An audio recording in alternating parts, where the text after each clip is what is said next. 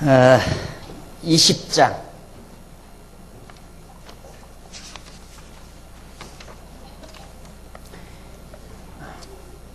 1634페이지 행음으로 인한 전쟁 20장입니다. 결국 전쟁이 일어납니다. 20장 1절로 7절 보면 백성들이 미스바 총리로 모여 레위인의 경위를 듣게 됩니다. 12 토막난 여인의 시신을 받아 본 이스라엘 12지파 백성들이 미스바라고 하는 곳에 모이게 됩니다. 이에 모든 이스라엘 자손이 단에서부터 부엘세바까지 길르앗 땅에 나왔는데 그 회중이 일제히 미스바에서 여호와 앞에 모였으니 온 백성이 어른 곧 이스라엘 모든 지파의 어른들은 하나님 백성의 총유에 섰고 칼을 빼는 보병은 40만이었으며 이스라엘 자손의 미스바에 올라간 것을 베냐민 자손이 들었더라. 이스라엘 자손이 가로되 이 악한 일의 정령을 우리에게 고하라. 레위 사람 곧 죽음을 당한 여인의 남편이 대답하여 가로되 내가 내 첩으로 더불어 베냐민에 속한 기브아에 유숙하러 갔더니 기브아 사람이 나를 치러 일어나서 밤에 나의 우거한 집을 에워싸고 나를 죽이려 하고 내 첩을 욕보여서 그로 죽게 한지라. 내가 내 첩의 시체를 취하여 쪼개어 이스라엘 기업의 온 땅에 보내노니 이는 그들이 이스라엘 중에서 행음과 망령된 일을 행하였음을 인함이로라. 이스라엘 자손들아 너희가 다 여기 있은즉 너희의 의견과 방책을 내일지니라. 자, 여기 이제 놀라운 사건을 접한 12지파 백성들이 기브아라고 하는 그곳에 다 회집을 했습니다. 전부 모였는데 그때 이제 모든 지파의 어른들은 하나님 백성의 총위에 섰고 그 다음 칼을 빼는 보병 40만, 많은 숫자죠. 우리 국군이 60만이니까 상상이 되죠. 40만 명이나 되는 군대가 동원이 됐습니다. 이게 무슨 사연이 있다. 이렇게 여인의 시신이 토막나서 전 이스라엘 지파에 탁송됐을 때는 분명히 사연이 있으니까 우리 모여서 이 문제를 해결하자 하고 모였는데 이런 엄청난 군대와 함께 각 지파 백성들이 다 모였습니다. 그때 이제 베냐민 자손이 그 사실을 듣고 이스라엘 자손이 가로되 이 악한 일의 정령을 우리에게 고하라. 어떻게 해서 이런 일이 일어나는지 레위 사람, 그 첩을 얻어 살던 레위 사람이죠. 그 사람을 세워서 자초지종 상황을 얘기해라. 그러니까 레위 사람이 전부 다 그 사연을 다 얘기했어요. 여차여차해서 자기가 첩을 찾아가지고 오는 길에 기브아 도성에 들어가가지고 이런 봉변을 당하고 급기야는 내 첩이 시신에서 죽음을 맛보게 되고 그래서 나는 이 사실을 온 이스라엘에게 알려주고 또 우리가 다 여기 있어서 의견을 듣고 그에 대한 방책을 우리들이 강구하기 위해서 이렇게 했다 라고 사실대로 다 보고를 했습니다. 그러자 이제 20장 8절로 11절에 보면 백성들의 총회에서 베냐민의 기브아를 치기로 결의를 합니다. 야, 이거 정말 아주 못됐다. 기브아 도성 사람들이 아주 못돼 먹었다. 그러니 우리 물어볼 것 있느냐? 그러지 말고 이 베냐민 지파에 속하는 기브아 도성을 쳐서 멸하자 라고 결정을 보게 됩니다. 8절 보세요. 모든 백성이 일제히 일어나며 가로되 우리가 하나라도 자기 장막으로 돌아가지 아니하며 하나라도 자기 집으로 돌아가지 아니하고 우리가 기브아 사람에게 이렇게 행하리니 곧 제비 뽑아서 그들을 치되 우리가 이스라엘 모든 지파 중에서 100에 10, 1000에 100, 만에 1000을 취하고 그 백성을 위하여 양식을 예비하고 그들로 베냐민의 기브아에 가서 그 무리의 이스라엘 중에서 망령된 일을 행한 대로 징계하게 하니라. 이와 같이 이스라엘 모든 사람이 하나같이 합심하여 그 성읍을 치려고 모였습니다. 말을 듣자마자 얼마나 붕괴했겠습니까? 그런 못된 성읍 사람들이 있느냐? 그런 사람을 이 땅에 남겨두면 안 된다. 쳐서 멸하자. 그런데 쳐서 멸하는데 우리 한 사람도 돌아가지 말고 12지파 가운데 10명 중에 하나, 100명 중에 10명, 1000명 중에 100명, 10분의 1을 뽑아서 그 사람들을 이제 군대로 내보내고 그 사람들 먹을 것, 장비를 다 대주어서 그 사람들이 가서 기브아 도성을 쳐가지고 그 기브아 도성 사람들이 그 첩 여인에게 행했던 그런 일을 그대로 다 행하도록 하자. 쳐서 멸하자. 그렇게 해서 그렇게 결정을 본 겁니다. 결정을 본 다음 12절로 17절에 보니까 베냐민 자손이 백성의 권면을 거절하고 싸우고자 합니다. 이스라엘 지파들이 베냐민 온 지파에 사람을 보내어 두루 행하며 이르기를 너희 중에서 생긴 이 악이 어찌미뇨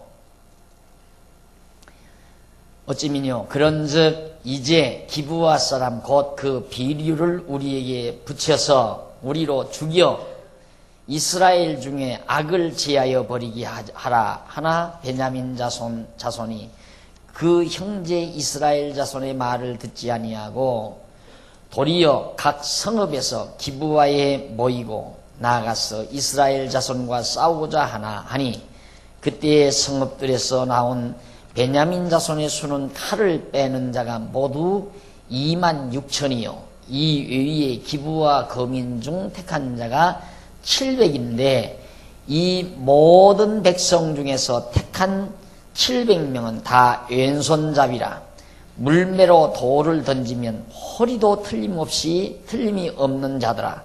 베냐민 자손 외에 이스라엘 사람의 칼을 빼는 자의 수는 40만 명이니 다 전사더라.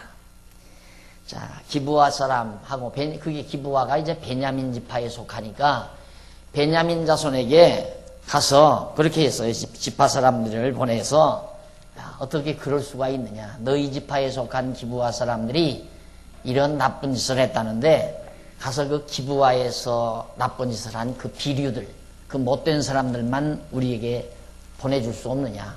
그러면 그 사람만 처단하면 우리 전쟁을 안 하고도 문제가 해결되니까 그렇게 하자. 그러니까 베냐민 사람들이 편을 들었어요. 우리 그렇게 못한다. 싸우자 하고 베냐민 사람들도 자기들 나름대로 군대를 동원했는데 27,000명, 26,000명 그 외에 이제 기브아에 살고 있는 사람들 가운데 한 700명이 있는데 이 사람들은 왼손잡이에요. 그래서 돌멩이를 들어서 던지면 정확하게 명중을 하는 거예요. 그때 당시는 뭐 미사일로 전쟁하는 때가 아니고 활이나 돌, 돌멩 이런 것들로 전쟁하는 때니까 누가 돌발매를 정확하게 하느냐. 여기에 따라서 이제 바로 그 군인들의 그 능력이 발휘되는 거죠. 그러니까 그런 사람들 700명하고 26,000명하고 이스라엘 각 지파에서 모인 자는 40만 명하고 이렇게 해서 대접전이 이제 동족 간에 벌어지게 된 겁니다. 베냐민 지파도 동족 아니에요? 같은 12지파 가운데 한 지파니까. 동족끼리 전쟁이 벌어지게 돼 있어요. 그러니까 이게 이제 왕이 없을 때 나타나는 현상이죠. 왕이 없을 때 얻게 되면 바로 정신적으로 피폐해지고 육체적으로 피폐해지고 그리고 나라도 혼란 가운데 빠지게 된다. 이게 바로 왕이 없을 때에 나타나는 결과입니다. 그러니까 다른 거 없어요. 우리도 지금 만약에 만왕의 왕이신 그리스도를 우리가 영접지 아니하고 살면 우리의 정신 피폐해지죠. 안 그래요? 우리의 정신이라는 게 어디에 마음 두고 살겠어요? 하나님 여호와 모르니까 우상을 섬기든가 아니면 우상을 안 섬기면 완전히 쾌락으로 빠지든가. 그래서 날마다 술 마시고 그저 쾌락 즐기면서 그렇게 오락을 즐기면서 그렇게 방탕하면서 살 수밖에 없는, 안 그러면 이 정신을 지탱할 수가 없어요. 이 사람이라고 하는 것은 이 정신과 육체, 영과 육체, 영과 육으로 되어 있는데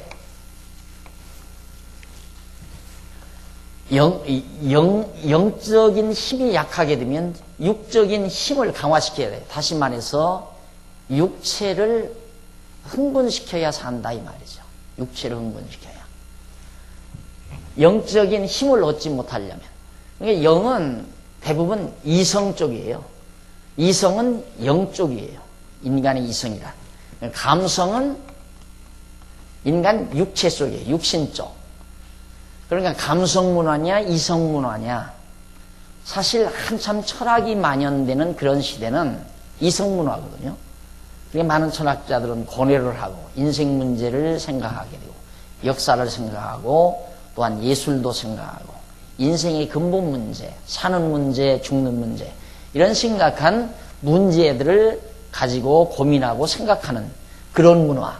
그게 이제 영적으로 나아갈 수 있는 충분한 그런 분위기 문화죠. 그러나 이게 없어버리면 이성적인 문화가 아니면 그건 감성 문화예요. 그러니까 오늘 현대사회가 감성 문화거든요. 어떻게든지 인간의 감성만 잘 흥분시키면 그것이 행복으로 알고 지금 쏘가 살고 있는 것이 현대인들이란 말입니다. 그래서 완전히 이제는 감성이 이성을 누르고 살아가는 문화. 과거에는 이성이 감성을 누리는 건데, 인간 이성적 존재, 우리는 인간은 이성적 존재이기 때문에 우리의 감성을 누르고 컨트롤하고 살아간다. 이게 이제 보통 인간들의 보편적인 생각인데, 이게 뒤집어져 버려. 근대 사회에 있어서, 근대 문명에 있어서. 그래서 이제는 누가 얼마만큼 감성적으로 느끼느냐. 그러다 보니까 연예인들이 가장 인기가 있고, 연예계로 나가야 성공한다고 생각하고, 그러다 보니까 연예계로 나가서 인간의 감성을 자꾸 이렇게 흥분을 시키려다 보니까 자기가 흥분이 돼야 되잖아요. 그러다 보니까 결국은 마약 문화가 연예계에 만연될 수밖에 없죠. 그렇게 해서 연예계만 마약 문화가 만연되는 게 아니라 모든 대중 속에도 마약이 만연될 수밖에 없는 그런 문화로 치달을 수밖에 없는 겁니다. 그러니까 오늘 우리가 정말로 영과 육을 정말 잘 다스려 나가지만 반대로 영이 강화되면 육체는 지배하고 살 수 있는 거거든요. 영적인 쾌락. 그러니까 원래 사실상 그 에피큐리아니즘이라고 하는 말은 바로 영적인 쾌락을 말하는 거예요. 육체적 쾌락이 아니라. 근데 에피큐리아니즘이란 말이 영에게 해당되지 않고 근대에는 육체에 해당돼 버렸다는 쾌락주의. 과거에는 그 쾌락주의라고 하는 것이 영적인 면에, 인간 정신면에, 정신적인 면에, 이성적인 정신면에, 정신적 쾌락을 강조하고 그렇게 이제 주도해 왔댔는데, 그게 안 되니까 정신적 쾌락, 이성적 쾌락을 누리려면 이성이 만족해야 되잖아요. 이성적으로 만족을 해야 되는데 이성을 채울 수 있는 진리가 없다 이 말이에요. 이성을 채울 수 있는 진리가. 이성을 만족시킬 수 있는 진리만 있다면 이성적으로 만족하죠. 정말. 그러니까 정말 이것이 진리로구나 발견됐을 때 눈물이 나오죠. 눈물 나올 정도로 감동스럽잖아요. 울잖아요. 울어요. 이 진리 이걸 발견하고 나서 너무 감동스러워서 울잖아요. 어느 목사님이 그러더라고요. 딱 뭐 하나 터지는데 막 눈물이 나더래요. 막 눈물이. 그 연구하다가 어떤 문제 하나가 탁 트여지니까 막 눈물이 나더래요. 눈물 나죠. 그만큼 이성적인, 정신적인 기쁨, 영적인 기쁨, 이것이 진리 안에서 와지는 거란 말입니다. 그게 되면 이제 육체적인 감성은 잘 이렇게. 그래서 이 육체적인 감성도 고르게, 정서가 고르게 발전하는 거죠. 이 그냥 감성 문화는 고르게 발전해요. 우리나라 대표적인 지금 빗나가는 게 아니라 앞서 나가는 거죠. 이제 차근차근 올라가는 거거든요. 이제 단계가. 이렇게 단계가 올라가는데 요즘 우리나라 젊은이들은 이 2단계 정도 있어요. 그런데 박진영이는 여기까지 와 있는 거예요. 그러니까 너는 안 된다 그러잖아요. 너무 빠르다 이 새끼야. 이게 같이 데리고 가라 이거야. 박진영이 잘하시네? 어쩔 수 없어요. 그쪽으로 가는 길밖에 없는 거예요. 그러니 우리가 정말 이 진리운동이라는 것이 얼마나 참 대단한 건가, 필요한 거고 중요한 건가를 알 수 있잖아요. 어쩔 수 없어요. 피폐해요. 정신적으로 육체적으로 다 피폐해진다 이 말입니다. 내가 곧 길이요 진리요 생명이라고 하시는 그리스도가 우리의 왕이 되어 주셨다는 사실은 인간에게는 정말 복음이 아닐 수가 없죠. 거기에 우리의 정신적인 기쁨도 있고 영적인 기쁨도 있고 그 정신적이고 영적인 기쁨과 평강을 가지고 육체적인 감성도 충분히 다. 그래서 진리에 대한 감동이 감성을 지배해가는 거죠. 그래서 항상 우리 교회 내가 그 젊은이들 우리 교회 등록을 하면 그걸 반드시 얘기해 줍니다. 우리 교회 신앙 지도는 이성으로 인간의 이성으로 깨닫고 그 다음 감성으로 느끼고 그리고 이성과 감성에 의한 의지죠. 의지라고 하는 것은 이성과 감성에 의해서 작용되는 현상을 의지라고 그러잖아요. 그 의지적으로 결단한다. 그래서 행동하죠. 살아간다. 행동, 삶이라니 삶. 우리가 살아간다라고 하는 거.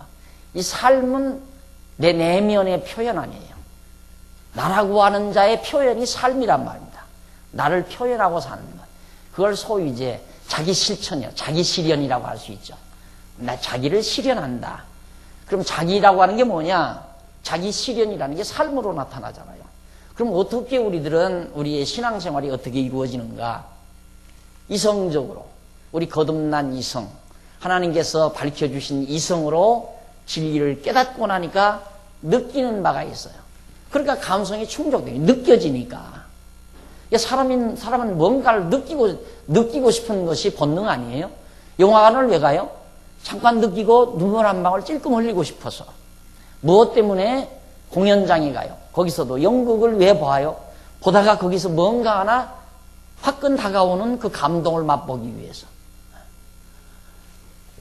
음악 감상실에 왜 갑니까? 다 음악을 감상하다가 찡 하고 다가오는 그 느낌 한번 맛보기 위해서 가는 거 아니냐 이거예요. 그거. 느끼기 위해서. 그러니까 우리는 진리를 깨닫고 느낀다 이 말이죠. 당연하잖아요. 예를 들어서 남녀가 서로 사귀는데 저는 만나기만 하면 서로 티격태격 싸움만 한다 이거예요. 그런데 어느 날은 조용히 커피숍에 앉아서 남자가 자기가 여자에 대한 마음을 가지고 있는 말들을 소상하게 잘 말해줍니다. 그 말을 듣는 순간 깨닫게 되죠, 여자가. 야, 저 남자가 나를 되게 사랑하는구나. 그걸 깨닫는 순간 쨍 하고 와서 느끼게 되잖아요. 그러면 깨닫고 느끼니까 야, 결혼해야 되겠구나. 결단하죠? 그렇게 해서 결혼해서 사는 것이 바로 인간의 구조라고 말이에요.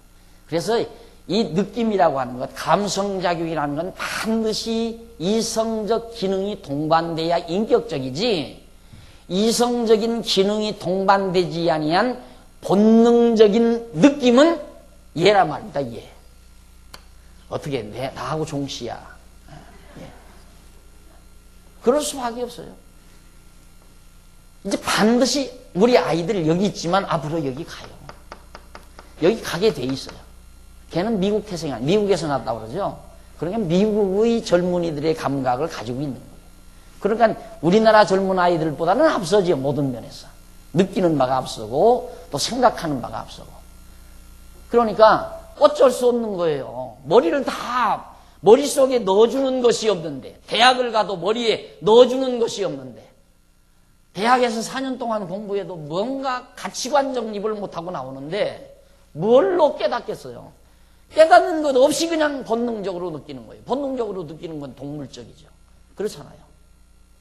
그러니까 이스라엘 백성들이 왕이 없으니까 바로 그냥 깨닫는 것 없이 본능대로 영적으로 육적으로 다 영적인 본능은 바로 우상숭배로 충족하고 육체적인 본능은 이렇게 온갖 행음으로서 육체적 본능을 취하다 보니까 결국 나라까지 망해져가는 민족상쟁이 벌어지는 이런 처절한 현상을 낳게 되고 마는 겁니다. 그래서 이제 베냐민과 이스라엘 지파들 간에 크게 전쟁이 벌어질 수밖에 없는 상황에 도달하게 됩니다. 1638페이지 20장 18절에 보면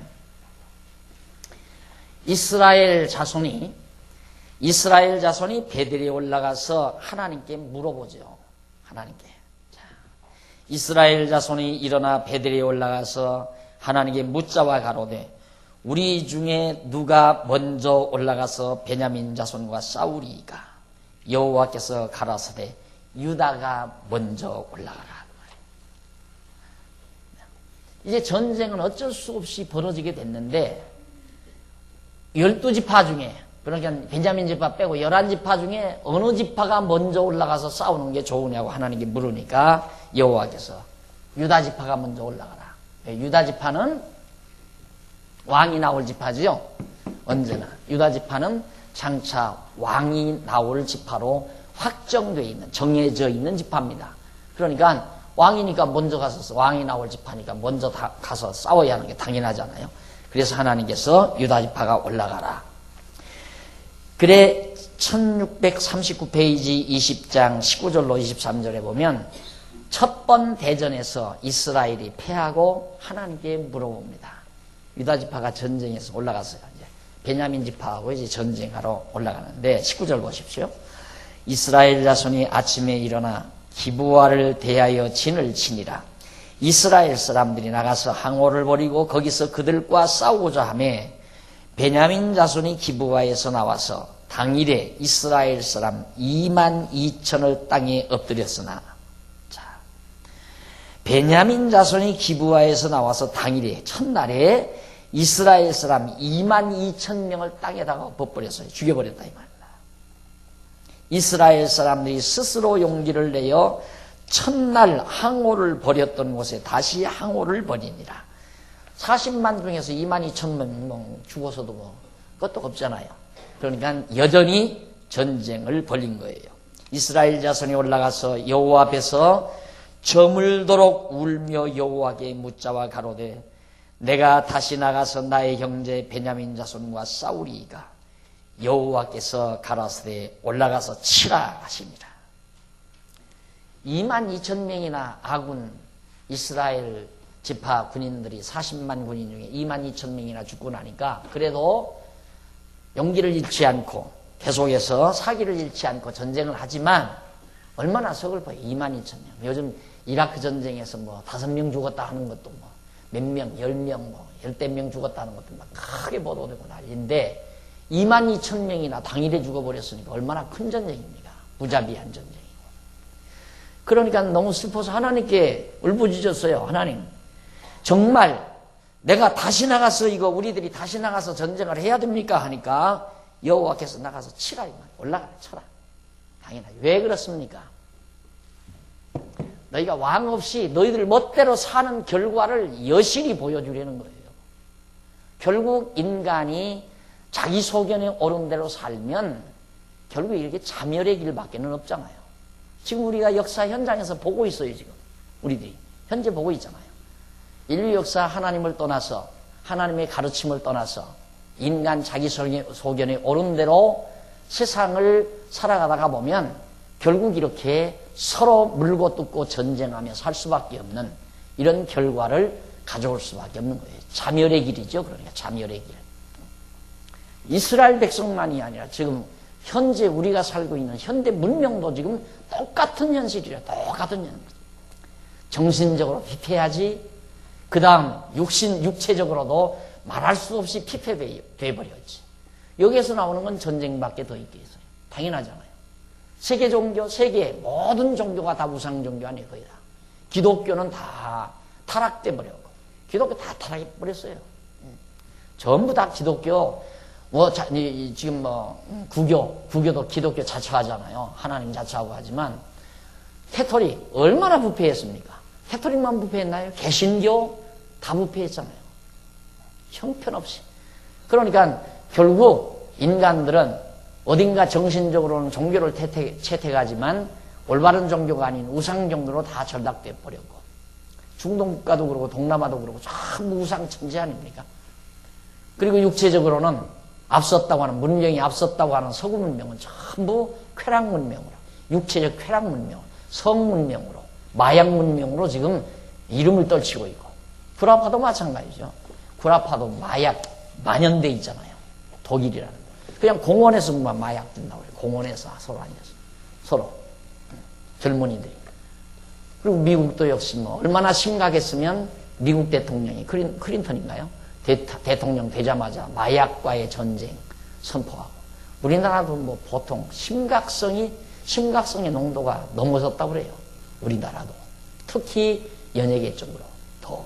그리고 젊은이들 속에 급속도로 확산이 되어가고 있고. 이게 다 육체적으로 피폐해서 그래요.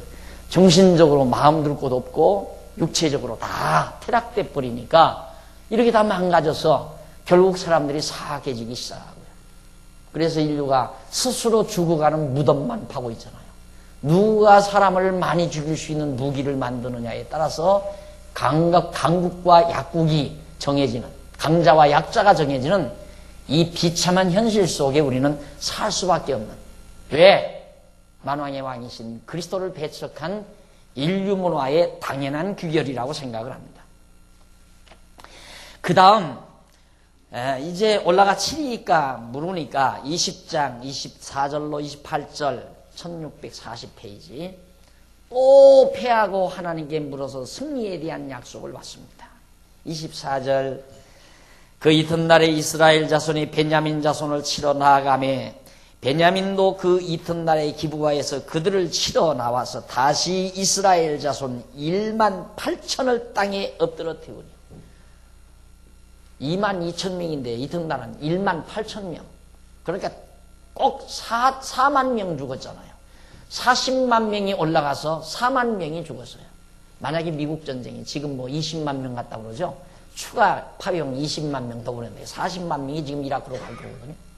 가서 만약에 이스라엘 미국 군인이 4만 명이 죽었다? 미국 뒤집어져 버리죠. 안 그래? 미국 다 뒤집어져 버리죠. 4만 명 미국 군대가 죽었다면. 그런데 이스라엘이 지금 4만 명이 이틀을 전쟁을 해가지고. 그러니까 전쟁의 승패가 군대의 수에 있지 않다는 게 지금 드러나고 있잖아요. 군대의 수가 많다고 해서 전쟁이 이기고 지는 게 아니라 말입니다. 우리가 무얼로 보아도 12지파 가운데 한 지파, 베냐민 지파하고 나머지 11지파하고 격투를 하는데 한 지파는 군대가 기껏해야 지금 2천 명도 안 돼요. 그렇죠? 2만 명도 안 된단 말입니다. 그리고 지금 이 연합군은 11지파 연합군은 40만 명이에요. 40만 명.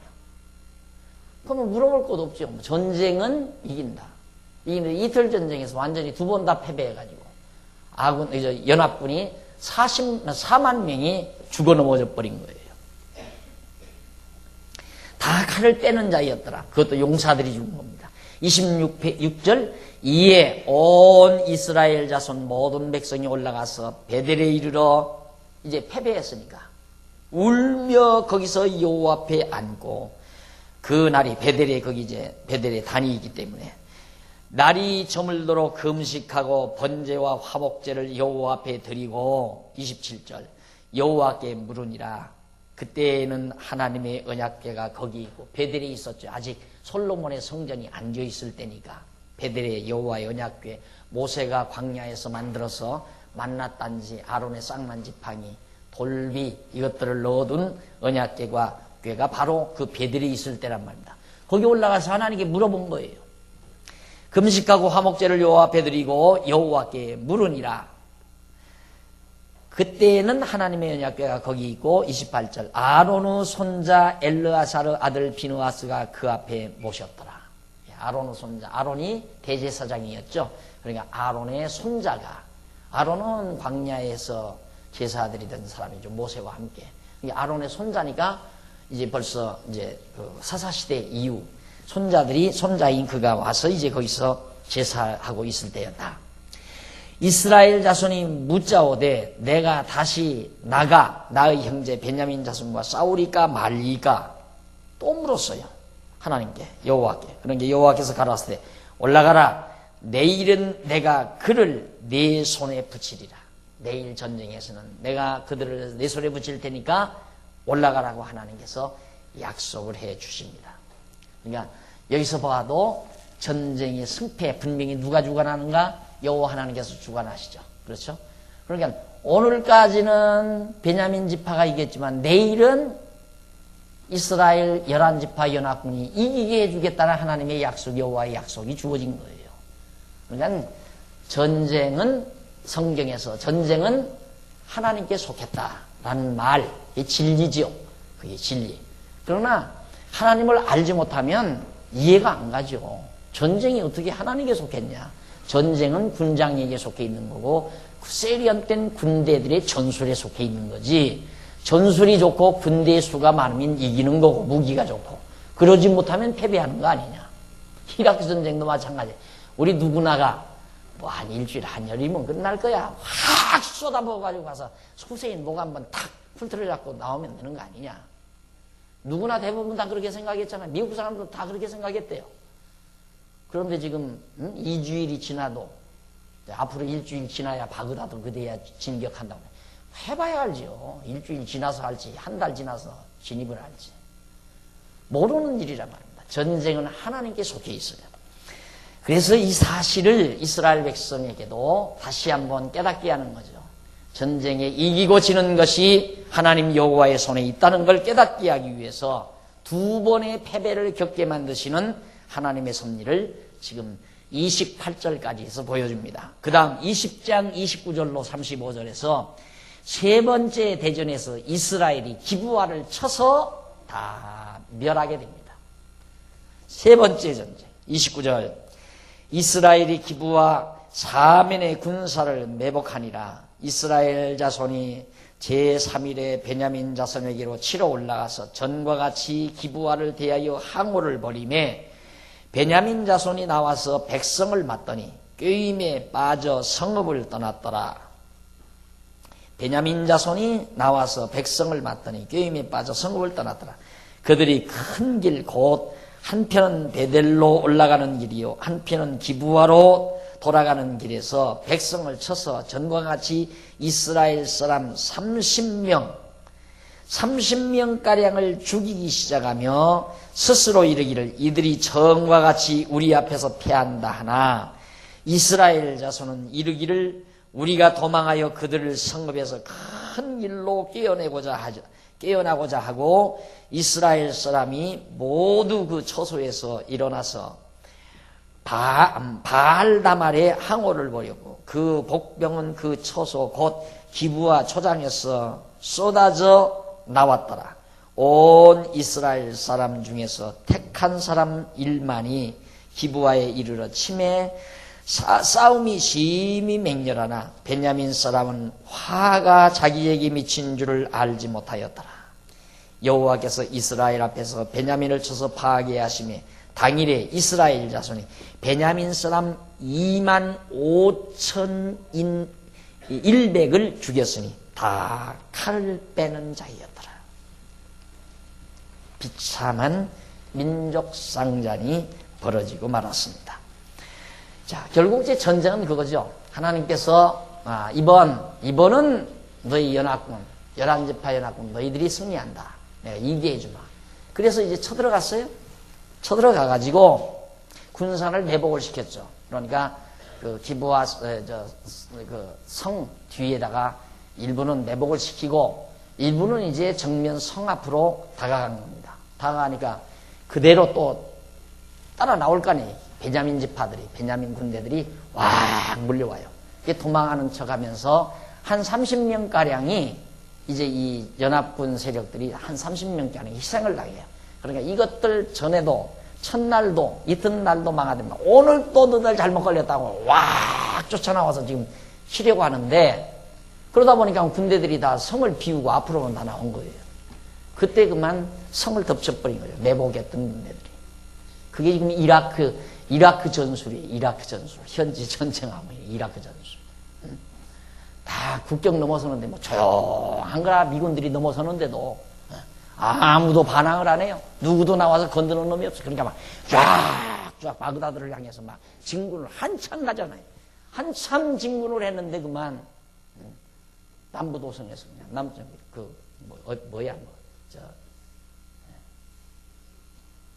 남부에 있는 도시 거기에서 그만 일어나가지고 다시 난리를 치니까 신토양난 아니에요. 저 앞으로 지금 바그다드를 향해서 가는 군인들 보급을 시켜야 되는데 지나간 밑에서 딱 차단을 하고 난리니까 앞에 간 사람들이 잘못하면 포로가 되잖아요. 미국 군대들이. 그래서 이렇게 전쟁이 늦어지지 않습니까? 지금 그런 전술을 이스라엘 백성들이 쓴 거예요. 이스라엘 연합군들이.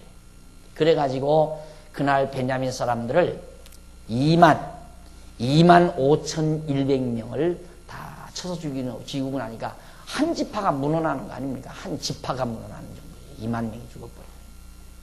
그러니까 결국 자기 동족끼리 죽이고 살리고 하는 결과가 나온다는 거. 자멸이에요. 자멸. 이것이 결론이다. 뭐에 대한 결론? 왕이 없는 것에 대한 결론이다. 결국 하나님께서 세우시는 사사, 왕이라고 하는 것이 그건 하나의 허울이에요. 인간은. 그건 허울. 사람들이 이제 사람을 안 보여. 하나님은 보이지 않으니까 내가 왕이다 하면 사람들이 모르잖아요.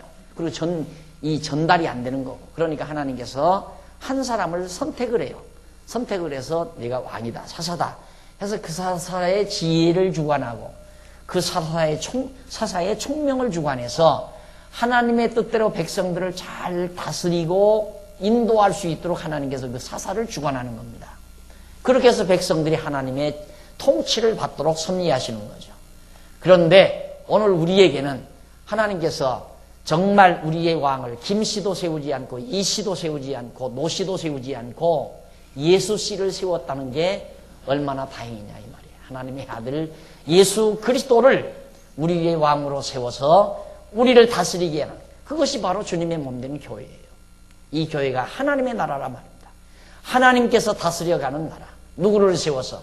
예수 그리스도를 세워서. 그래서 우리로 하여금 정신적 피폐도, 영혼의 피폐도, 육체적인 피폐도 다 모면케 하시고 나아가서는 서로 살상하고 죽이는 비참한 전쟁도 피하며 서로 화목하며 사랑하며 살 수 있는 행복도 우리에게 주시게 되는 거란 말입니다. 그러나 이스라엘 백성에게는 사사가 없으므로 이와 같은 비참한 결과를 낳게 됐다. 왕이 없으면 세 가지입니다. 왕이 없으면 첫째, 정신적 피폐가 온다. 즉 우상숭배. 그건 정신적 피폐의 극단이에요. 우상숭배라고 합니다. 얼마나 정신적으로 빈약하면 돌멩이에다가 절을 하고 얼마나 정신적으로 미약하면 자기가 만든 나무 토막에다가 빌면서 복 달라고 하겠습니까? 그만큼 마음이 약하고 정신적으로 빈약하기 때문에 우상을 섬기는 거거든요. 왕이 없으면 예수를 믿지 아니하면 쉽게 말해서 예수를 그리스도로 영접해서 그리스도의 통치를 받지 아니하면 정신적 피폐가 온다. 그 다음 두 번째로 육체적 피폐가 온다. 육체적 피폐. 그 다음 결국은 자멸한다. 결국은 서로 가족끼리 하나님을 영접지 아니하는 가족끼리 서로 갈등을 누리며 요즘 그러죠. 부모 자식 간에 다 갈등 느끼잖아요. 부부끼리도 갈등을 느끼고 바로 여기서부터 정리가 안 되니까 영적으로 육적으로 정리가 안 되니까 그래서 가정도 피폐해지고 나아가서는 나라가 피폐해져 버리고 요 문명 지금 이 흐름 이대로 아까 그려드렸죠. 이대로 계속하면 영웅이에요. 젊은이들의 영웅. 이 친구가 젊은이들의 영웅. 다 젊은이들이 다 그쪽을 향해서 머리 두르고 있거든요. 결과는 어떻게 되고 뻔하죠. 이것이 세계를 지배하려는 머리들이 가지고 있는 수작입니다. 그래서 여러분 이 컴퓨터 문화라는 것이 무서운 문화예요. 그러니까 컴퓨터 문화는 뭘 노리느냐면 우리 인간들의 뇌를 다 파내려고 하는 거예요. 두뇌를 다 파내려고. 두뇌를 파내면 결국 인간은 짐승이 돼버리고 마는 거거든요. 공부할 거 없어요. 외울 것도 없고 공부할 것도 없어요. 전부 컴퓨터에 다 있으니까 앞으로는 그냥 이렇게 몇 군데만 누르면, 지금은 좀 컴퓨터 하기가 조금 어렵지만 앞으로는 더 쉬워진대요. 그냥 이렇게 몇 군데 누르면 다 나와요. 뭐 별의별 거 다 나와요. 요지경 속에 컴퓨터 아니라는 게. 그 속에 있으니까 생각할 것도 없고 외울 것도 없고 고민할 것도 없고 머리가 다 텅텅 비는 거죠. 그런데 그걸 만들어내는 머리는 대단한 머리죠. 그렇잖아요. 그걸 만들어내는 머리, 그 머리가 세상을 제패하겠다는 얘기예요. 쉽게 말하면. 그럼 뭐냐? 세상 제패라면 이 친구들은 완전히 짐승처럼 바로 이 감정세계로 미쳐 돌아가게, 이렇게 미쳐 돌아가게. 그러면 통솔하기가 쉬운 거죠. 그러니까 나라가 어려우면 통치하는 수단 가운데 가장 좋은 것이 바로 운동경기 유치하는 겁니다. 월드컵을 유치한다든가 올림픽을 유치한다든가. 제일 정치하기가 순조로운 거예요. 여기 김 대통령이 한 4, 5년 동안 그래도 그런 정도 해온 것은 월드컵 이것 유치하는 통에 그런 대로 해온 거예요. 왜? 사람들이 다 그쪽으로 다 미쳐버리거든. 전부 다 와 하고. 이때쯤 왔으면 얼마나 이북으로 파병하죠. 이북이 아니라 이라크 파병하는 것도 쉬울 건데. 젊은 들 다 빨간 거 입고 막 그냥 다 발광을 할 거니까 지금 전쟁 반대한다 이런 데모할 겨를이 있어요? 다 그쪽으로 다 정신 돌아갔어요. 이게 다 속임수예요, 여러분. 우리 인간들이 다. 근데 구체적으로 뭐 속여야 되겠다가 아니라 그렇게 하니까 되니까 그냥 그게 정치인 줄 알고 하는 거예요. 이 정치는 그렇게 하는 게 아니라 원칙을 깨닫고 원칙을 알고, 이거 늘 그러잖아요. 깨달아, 느끼고 결단하게 해야 하는 거. 그래서 백성들로 하여금 살아가게 만드는 정치. 이래야 똑똑한 정치 아니에요?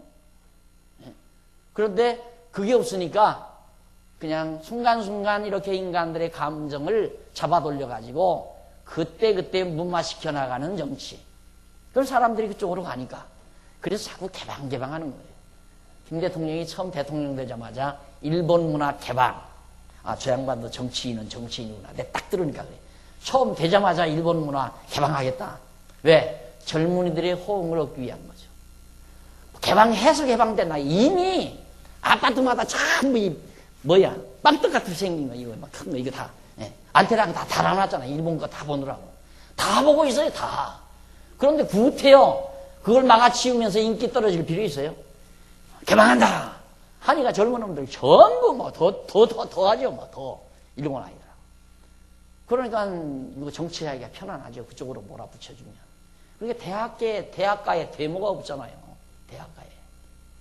그래서 이번에 이제 대통령이 원칙 따지고 좀 젊은 세대들 자꾸 일깨우고 해서 하다 보니까 요즘 뭔가 이거 생각을 하는 거예요. 이제 좀 젊은이들이. 그러다 보니까 이제 파병 반대한다 이런 데모도 나오고. 전에 흐름 같으면 그런 데모할 겨를 없죠. 언제 데모 있었습니까? 학생 데모 없잖아요, 대학가에. 그런데 요즘 지금 다시 일어나잖아요. 그러니까 정치는 원칙대로 해야 돼요. 다소간 중간 과정에 좀 소란이 있다 하더라도 이게 원칙이에요. 깨달아, 느끼고 결단해서 행동하게, 살아가게 만들어가는, 이게 이제 올바른 원칙에 따르는 정치죠. 그런데 대통령 혼자 그렇게 할 수 있나요? 자, 깨닫게는 대학에서 젊은이들을 잘 가르쳐서 대학에서 깨닫게 해서 뭔가 나라 사랑하는 마음도, 이웃 사랑하는 마음도, 조국을 사랑하는 마음도, 또 정말 문화를 사랑하는 마음도, 예술을 사랑하는 마음도 느끼게 해서, 그렇게 해서 뭔가 결단해서 아름다운 문화 생활을 즐기며 살아가도록 백성들을 이끌어가는 것이, 그것이 정치의 정석이란 말입니다. 그런데 정석전 정치를 할 수가 없어요. 민주주의가 가장 잘 발달됐다는 선진문화가 감성문화니까 어쩔 수가 없는 거예요. 깨닫게 할 수 있는 게 없으니까, 또 가르쳐서 감동시킬 수 있는 게 없다 이 말이에요. 진리가 없으니까 안 되는 거죠. 그래서 오늘 이 사사기 마지막 부분에서 왕이 없는 결과가 어떻게 맺어지는가를 우리는 적나하게 살펴본 겁니다. 처참하게 돼버렸습니다. 베냐민 지파가 2만 2천여 명이 넘는 2만 5,100명이나 되는 장사들이 다, 군장들이 다 죽어버렸고, 그리고 이스라엘 연합군도 정말 4만 명에 달하는 연합군들이 다 시체가 돼버렸고, 이런 비참한 현실 속에서 결국 1642페이지 중간쯤 보면 줄바꿈에 나옵니다. 결국 베냐민 자손은 이스라엘 자손에게 패배를 당하였다. 이는 어디까지나 이스라엘 자손이 막강한 군사력으로 이긴 것이 아니라, 여기 이 길입니다. 이기는 것이 아니라 여호와께서 베냐민 자손을 이스라엘 자손의 손에 붙여주셨기 때문에 그들이 이기는 것입니다. 그러니까 이스라엘이 막강해서 이긴 게 아니다. 하나님이 이기게 해서 이기는 것이다. 처음에 전쟁을 해서 만약에 이스라엘이 연합군이 이겨버렸다면 2만 한 5천 명을 베냐민 지파 죽이고 이겼다면 역시 힘은 있어야 돼. 힘이 강해야 돼. 그리고 이스라엘 백성도 오만 방자해졌을 거고요. 우리 힘을 누가 다 말이야. 오만함, 이걸 하나님께서 갖지 못하게 하고 또 깨닫게 하시려고 왕이 없는 결과가 어떻게 빚어지는가를 여실히 체험적으로 실제적으로 경험케 하려고 동족 상잔이 벌어지게 하고 이런 비운의 결과를 맺게 만드신 하나님의 역사. 그러니 하나님 교육비가 참 많이 들어요. 하나님 앞에 공부하는 데는 엄청난 교육비가 들어요. 그 뭐 등록금 몇백만 원 가지고 되는 게 아니잖아요. 그냥 나라가 한번 뒤집어 퍼지기도 하고 내 살림이 다 뒤집어 퍼지기도 하고 사랑하는 자들이 다 죽어가고 시체가 되어버리기도 하고 이런 엄청난 등록금을 치르고 하나님을 배워가는 역사, 이것이 바로 우리가 이 세상에서 공부해가는 캠퍼스입니다. 하나님 배우는 대학의 캠퍼스, 이것이 우주거든요. 우주공간. 모든 우주와 만물을 섭리하시고 주관하시면서 우리는 하나님을 하나하나 배워가고 있단 말입니다. 앞서 여호와께서 이스라엘 자손에게 약속하신 말씀대로 승리하게 해주셨습니다. 그것은 전쟁의 승패가 군사력이 있지 아니하고 여호와의 능력이 있음을 모든 이스라엘 자손으로 하여금 깨달아 알게 하시는 섭리였습니다. 여호와께서 이스라엘 앞에서 베냐민을 쳐서 파괴하심으로 당일에 이스라엘 자손이 베냐민 사람 2만 5,100을 죽였으니 다 칼을 빼는 자이었다. 베냐민 자손 가운데 칼을 빼는 자가 모두 2만 6천이었는데 그 가운데 2만 5,100이 죽었으니 900이 남고 모두 죽임을 당한 것이다. 이렇게 이스라엘 백성은 같은 동족끼리 서로 칼로 쳐서 죽이고 멸하는 비극을 저질렀다. 이는 이스라엘 백성을 다스리는 왕이 없으므로 백성이 각기 자기들 소견에 옳은 대로 행한 결과이다. 자기 소견대로 산다는 것이 얼마나 어리석은가를 알 수 있죠. 자기 소견대로. 그래서 육체의 소욕은 바로 이게 육의 소욕이죠. 이게 내 소욕이에요. 내 소견에서 나오는 내 소욕. 영의 소욕. 성령의 인도함을 따르는 거죠. 그래서 육신의 소욕은 영의 소욕을 거스리고 영의 소욕은 육체의 소욕을 거스린다. 그래서 우리가 육체의 소욕 따라 산다고 하는 것이 얼마나 어리석은 것인가를 아주 잘 우리에게 교훈적으로 남겨주고 있는 말씀입니다. 자, 그 다음 이제 1643페이지 20장 36절로 48절 보면 베냐민 자손들이 이스라엘 자손에게 크게 맞죠?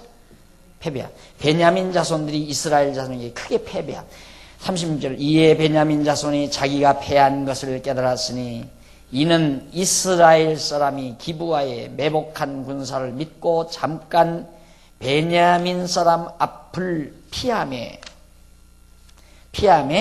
복병이 급히 나와 기브아에 돌입하고 나가며 칼날로 온 성읍을 쳤습니다.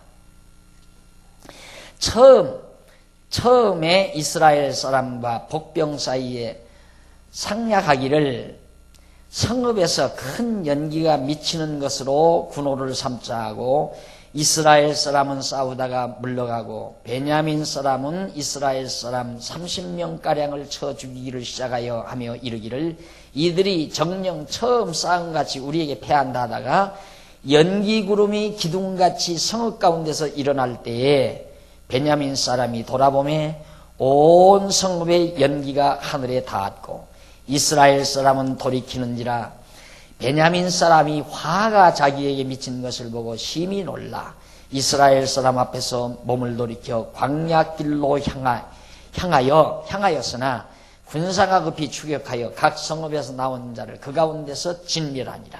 그들이 베냐민 사람을 에워쌌더니 기브아 앞 동편까지 쫓으며 그 쉬는 곳에서 짓밟음에 베냐민 중에서 엎드러진 자가 18,000이니 다 용사더라. 그들이 몸을 돌이켜 광야로 도망하여 림몬 바위에 이르는 큰 길에서 이스라엘이 또 5,000명을 이삭줍두라고 또 급히 따라가 기동하여 기돔에 이르러 또 2,000명을 죽였으니 이날에 벤야민의 칼을 빼는 자에 엎드러진 것이 모두 25,000이니 다 용사더라. 베냐민 600명이 돌이켜 광야로 도망하여 림몬 바위에 이르러 거기서 넉 달을 지내었더라. 이스라엘 사람이 베냐민 자손에게로 돌아와서 온 성읍과 가축과 만나는 자를 다 칼날로 치고 닥치는 성마다 다 불살라버렸더라. 이렇게 해서 베냐민 성, 그 성에 많은 백성들이 죽고 성읍도 다 불타버리는 비참한 결과를 낳게 됐습니다. 결국 기브아 성에 그 비류들, 맨놈들이 이렇게 못된, 느끼는 대로 육체의 정욕대로 행동한 결과가 결국은 패망으로, 엄청난 패망으로 이어지는 결과를 낳게 되고 말았습니다. 그래서 1644페이지 제일 밑에 보시면 결국 나오죠. 줄바꿈 제일 밑에 줄 44페이지. 베냐민 자손은 이스라엘 자손에게 대패를 당하게 되었다. 이는 어디까지나 이스라엘 자손이 막강한 군사력으로 승리한 것이 아니다. 여호와께서 베냐민 자손을 이스라엘 자손의 손에 붙여주었기 때문에 승리한 것이다. 앞서 여호와께서 이스라엘 자손에게 약속하신 말씀대로 승리하게 해주신 것이죠. 그것은 전쟁의 승패가 군사력에 있지 아니하고 여호와의 능력에 있다는 것을 다시 한번 보여주고, 그 밑에 조금 내려와서 보면 그 반성과 그 대책 위에 쪽으로 세 번째 뒷부분에 따라서 이러한 비극적 사건은 뭐냐? 머리 되는 예수 그리스도의 다스림이 없는 세속화된 교회가 서로 물고 뜯어 망하게 될 비극에 대한 예표로서의 모형과 그림자이다. 결국 왕이 없는 것은 서로 물고 뜯어 망하고 만다. 그렇죠? 그래서 지금 미국은 자기가 세계적인 왕이 되려는 거죠. 온 세계를 미국 스스로가 다스리려는 거예요. 그런가 하면 로마 교황청에서는 늙은 교황 할아버지가 자기가 온 세계를 다스리고 싶은 거예요. 앞으로 세상은 이 두 세력으로 딱 전개되게 됩니다. 온 세상을 누가 다스리느냐. 그래서 하나는 정치 권력, 하나는 종교 권력. 지금도 정치와 종교가 싸우잖아요. 따지고 보면. 종교 세력, 아랍 국가, 건전한 종교 세력은 아니지만 아랍 국가와 정치적인 막강한 힘 미국과 지금 이 투쟁을 하는 거거든요. 똑같아요. 앞으로 계속해서. 누가 이 세계를 제패할 건가. 이게 자기가 왕노릇 하겠다는 얘기죠. 그건 안 되죠. 그래서 결국 이 세상은 어차피 서로 물고 뜯고 전쟁하며 살 수밖에 없다. 2차 대전이 끝나고 나서 야, 이거 안 된다. 우리가 서로 살기 위해서는 우리 평화, 이걸 하나의 이념으로 해서 유엔을 만들었잖아요. 유엔이 기능이 뭡니까? 우리 평화롭게 살자. 그런데 나는 구체적으로 무슨 정치학이라든가 어떤 사회학을 연구하지는 않았지만 유엔의 이념과 민주주의 이론과는 이게 안 맞더라고요. 그래서 저 유엔은 허수아비다. 저 있으나만 한 거다. 이게 절대 유엔의 평화 이념이 이루어질 수가 없다. 그건 일찍이 청년 시절에 애들을 농촌운동할 때 그걸 아이들에게도 계속 내가 그런 얘기를 했어. 안 된다. 그런 얘기도 했는데 진짜 안 됐잖아요, 지금. 20, 30년 지난 오늘에 와서 안 되잖아요. 완전히 유엔 허수아비 아니에요. 앞으로도 기능 못해요. 될 수가 없죠.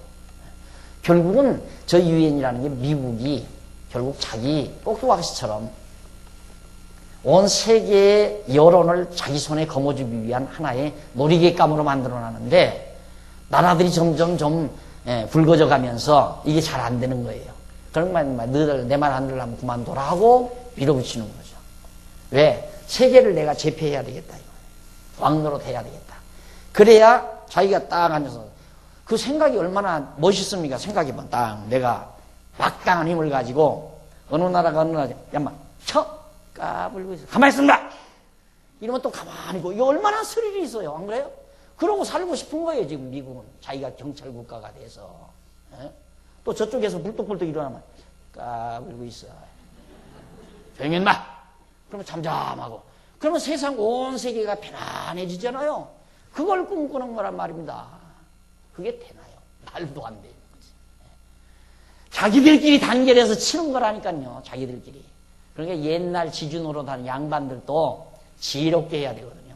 딱 막 노적가리를 잔뜩 이렇게 막 창고다 가득 싸놨더라도 딱 봐서 그거 좀 불쌍한 저 천민들이 너무너무 굶어서 죽게 생겼으면 그거 가만 놔두면 안 돼요. 그때는 창고 하나 딱 열어서 백가마이 쌀가마이씩이라도 적정 놓아줘야지. 안 그래요? 그걸 안 놓아주면 그 다음 자기들끼리 쥐란 놈도 먹을 거 없이 그냥 놔두면 그냥 사람 위에 달겨들어요. 뜯어먹으려고. 쥐도. 이게 안 되는 거란 말입니다. 그러니까 자기가 홀로 독자적으로 해서 온 세상을 평화롭게 다스리겠다는 꿈은 그럴듯하지만 이론은 그렇게 형성되는 이론은 그럴듯하지만 실제는 그게 불가능한 것이다. 왜? 눌리는 사람은 항상 뭘 보느냐? 기회를 보는 거예요. 놀리는 사람은 항상.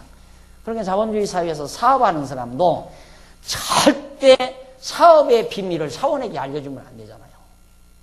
그러니까 그 중진들, 그 몇몇 중진들은 딱 회의실이 따로 밀실이 있어가지고 거기에서 딱 해가지고 이렇게 해나가야지 사업의 노하우가 예를 들어서 회사원에게 평사원에게 알려졌다. 그럼 기회를 보는 거예요. 언제 이거 한번 딱 들고 일어나느냐. 그렇게 돼 있는 것이 인간의 본심이에요. 그러니까 미국의 꿈은 그럴듯한 것 같아도 그건 불가능한 얘기다. 그러니까 종교는 종교대로 야 내가 하련다 하고 할아버지가 지금 또 겉이고 앉아서 지금 기가 막힌 거죠. 이놈들 봐라. 내가 요즘 좀 힘이 없으니까 건방지게 전쟁하지 말라 하고 교황청에서 한마디 했는데 그냥 했거든. 그러니까 괘씸한 거예요. 이거 지금 교황청에 로마 교황청에서는. 그러니까 다른 거 없다. 우리도 힘을 기르자. 계속 어떻게 하면 힘을 기르느냐. 힘 기르는 방법은 모든 종교를 자기 품에 안고 싶은 거예요. 그러니까 아랍국가 회교도 알라 종교도 그것도 자기 품에 안고 기독교도 안고 불교도 안고 마호메교도 안고 모든 종교를 자기 품 안에다 딱 거느려서 내 말 잘 들어. 우리 힘 세지. 우리가 다 세계 지배하자. 이러고 지금 꿈꾸고 있는 거예요. 그러니까 이번 아랍 국가 편들잖아요. 그러니까 보세요. 이제 아랍 국가들이 나눠지는데 정치적으로 미국 쪽으로 달라붙는 세력이 나오고 종교적으로 로마 교황청에 달라붙는 세력이 나오고 그래서 점점 정치적인 머리와 종교적인 머리 두 개가 그래서 요한계시록에 보면 이 종교적인 머리를 음녀라고 그래요. 음녀. 정치적인 머리를 짐승이라고 하고 이 짐승과 음녀가 잘 놀아나는데 누가 이길 것 같아요? 음녀한테 짐승이 늘 당해요. 이 짐승이 추구하는 것이 음녀인데 그러니까 음녀에 놀아나게 돼 있어요. 정차. 그렇게 세상이 돌아간다고 성경은 일찍이 예수님께서 사도 요한을 통해서 잘 우리에게 밝혀주고 있는 거죠. 지금 그런 흐름을 만들어가기 위한 이런 이 세상 모든 사조 개편이 이루어지기 위해서 이번 전쟁도 이렇게 이루어지고 있다는 게 우리의 눈으로 보여지잖아요. 하나님이 없는 나라, 예수 그리스도를 배격한 세상이 결국 자멸하게 된다는 것. 그래서 짐승과 음녀가 서로 엎치락 뒤치락 하다가 마지막에 다 망해버리고 말아요. 그래서 결국 이러한 비참한 결과를 맺은 다음 그때야 반성하고 그 대책을 세우는 것이 21장에 나옵니다. 다음 시간에 우리 모여서 이제 총체적으로 결론을 맺고 이어서 룻기로 접어들어가도록 교재를 미리 준비해 주시면 대단히 감사하겠습니다. 오늘 강의 여기서 마치겠습니다. 기도하십시다. 전능하신 하나님 아버지, 은혜와 사랑을 감사드립니다. 오늘 또 저희를 불러주셔서 참으로 만왕의 왕 되신 예수 그리스도를 떠난 삶이 얼마나 피폐된 삶인가를 잘 깨달았습니다. 하나님 아버지, 이제 우리의 구주로 영접하고 우리의 영원한 만왕의 왕으로 영접한 우리들, 그리스도의 통치 아래서 참 평강을 누리며 사는 슬기롭고 지혜로운 삶을 살도록 주께서 역사해 주시옵소서.